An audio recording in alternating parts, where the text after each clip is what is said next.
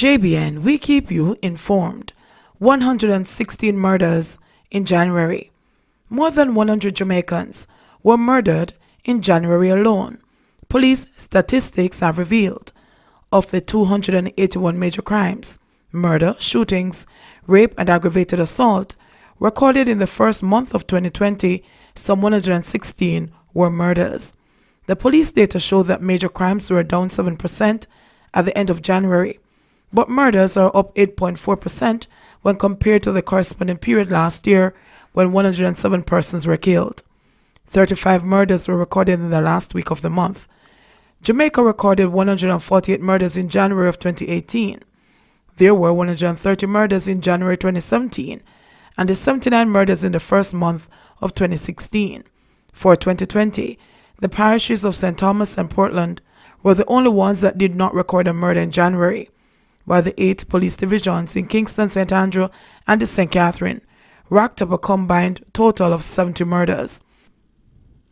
Meanwhile, the security forces seized fewer guns and ammunition last month than they did in the past 3 years. Some 52 guns and 694 rounds of ammunition were seized in January, compared to 67 guns and 728 rounds of ammunition seized over the corresponding period in 2019. Retired cop and gunman injured in shootout at wake in St. Andrew. A retired detective sergeant of police was shot and seriously injured during a reported shootout at a wake at Ward Close off Whitehall Avenue in Kingston on Sunday morning. An alleged gunman was also injured in the attack.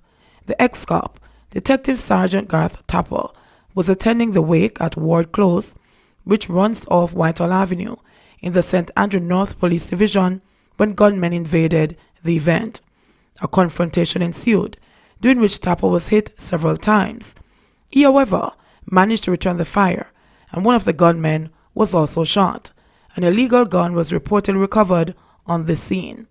Tapper was hit in his left shoulder, left elbow, right thigh and leg, and left thigh, but he was listed in stable condition by medical staff at the hospital where he was taken for treatment.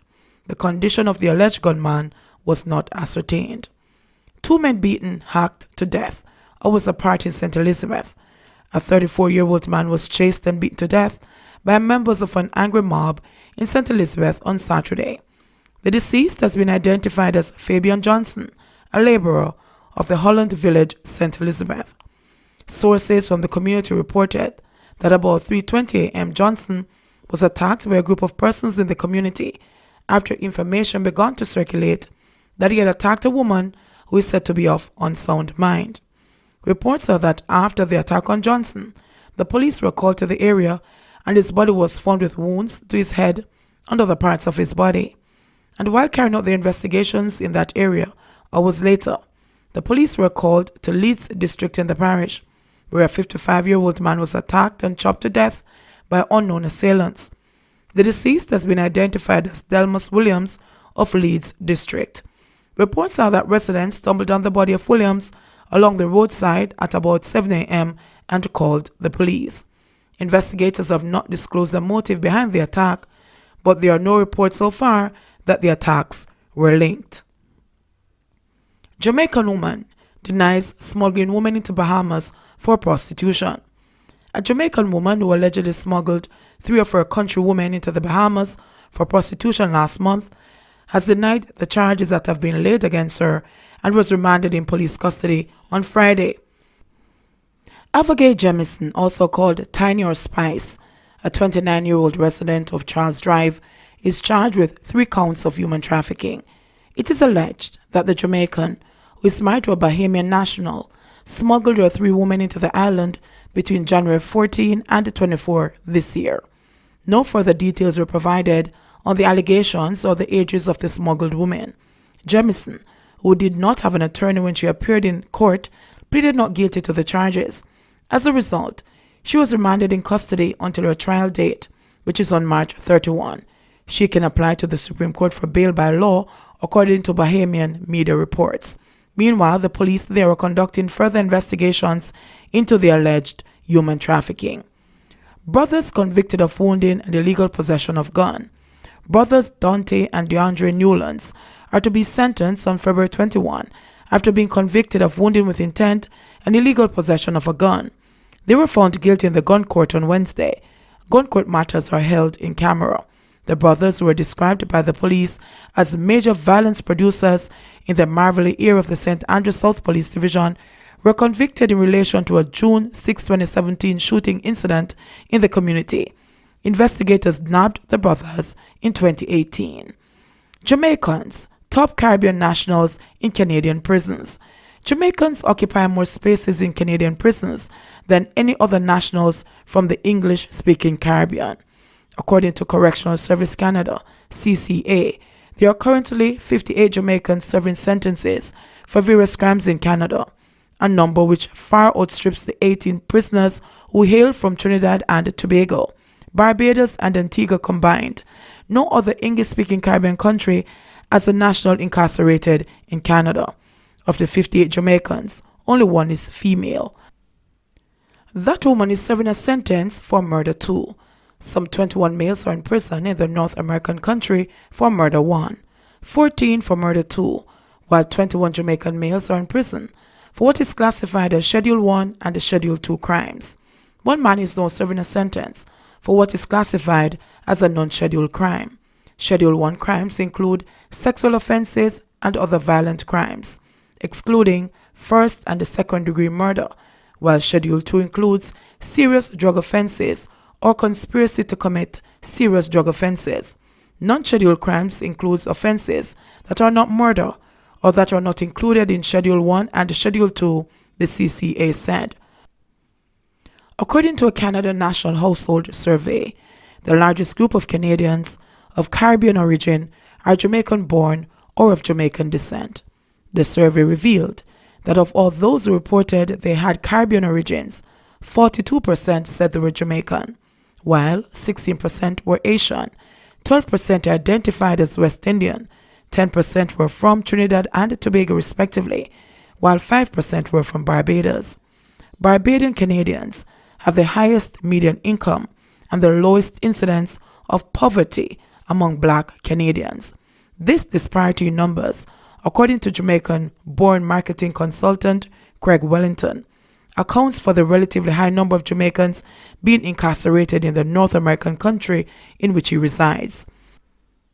Wellington said this is only one side of the coin, as Jamaicans have also outperformed their Caribbean neighbors in positive contributions to the Canadian society.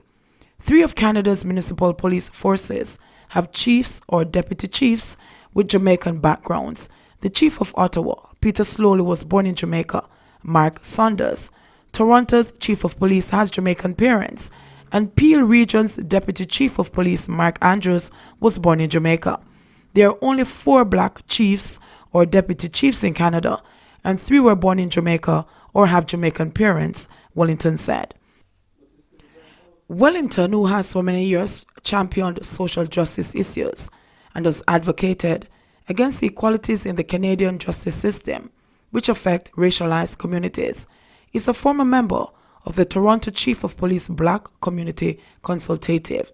The numbers are going to reflect that more Jamaicans are in prison here, but it does not paint the complete picture.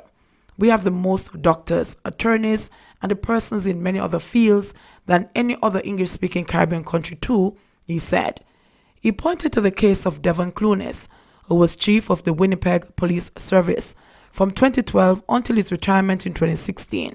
Clunes was the first Black Canadian ever appointed as a police chief in Canada. He was born in Jamaica and moved to Winnipeg with his family when he was 11. We outnumber them in every sphere of life because there are more of us here, he said. In the 2011 Canadian census, 256,915 Jamaican Canadians were counted, comprising an 11.2% increase since the previous census done half a decade earlier. A total population of 309,485 were tallied in a 2016 census, signaling an increase of 20.5%. By comparison, the 2016 census showed only a 5% increase in Canada's total population size over the same period. Jamaican Canadians are 30% of Canada's total black population, Wellington said. Vaz calls for greater development of reggae. People's National Party, PNP Shadow Minister of Entertainment Dwayne Vaz, says that issues affecting the reggae music industry must be settled so that those investing in festivals and other events can operate within the framework of the law. In a statement, Vaz said greater investment needs to be made by the private sector and the government through worthwhile partnerships. The continued development of reggae music demands exposure through our school curriculum, making our music and arts programs key components in the education of our children, Vaz said. He said on the heels of reggae artist Koffee's historic Grammy win for her debut EP Rapture, Reggae Month has been given a tremendous boost. Our celebration must take into account the impact that reggae music has had not only on our development locally, but also in placing Jamaica on the map internationally. He applauded the expansion this year's festivals to other parishes outside of Kingston, but noted that more needs to be done to honor the island's legends, including the crowned Prince of Reggae, Dennis Brown, and the King of Reggae Music, Robert Nesta Marley. We also need to ensure that with the creation of entertainment zones, that they not only cater to larger events, but that we provide opportunities for smaller promoters and events to benefit as well, the Shadow Minister said. JBN, we keep you informed. Please remember to subscribe, like, share, leave us a comment, and click the notification bell to receive our daily news items.